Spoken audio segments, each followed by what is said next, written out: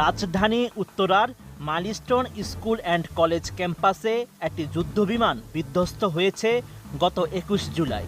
ওই দুর্ঘটনার ৩.৫ মাস পর একটি প্রতিবেদন জমা দিয়েছে তদন্ত কমিটি। সেই প্রতিবেদনে উঠে এসেছে ভয়াবহ দুর্ঘটনার কারণ। ৫ নভেম্বর এক সংবাদ সম্মেলনে তদন্ত প্রতিবেদনের বরাত দিয়ে এমন তথ্য জানিয়েছেন প্রধান উপদেষ্টা প্রেস সচিব শফিকুল আলম। এর আগে প্রধান উপদেষ্টা ডক্টর মোহাম্মদ ইউনূসের কাছে তদন্ত প্রতিবেদন জমা দেন কমিটির সদস্যরা। প্রেস সচিব শফিকুল আলম জানান, মাইলস্টোন স্কুল অ্যান্ড কলেজে দুর্ঘটনার উপর গত ২৯ জুলাই একটি তদন্ত কমিটি করা হয়েছিল। ৫ নভেম্বর প্রধান উপদেষ্টার কাছে প্রতিবেদন জমা দেয় ইনভেস্টিগেশন কমিটির প্রধান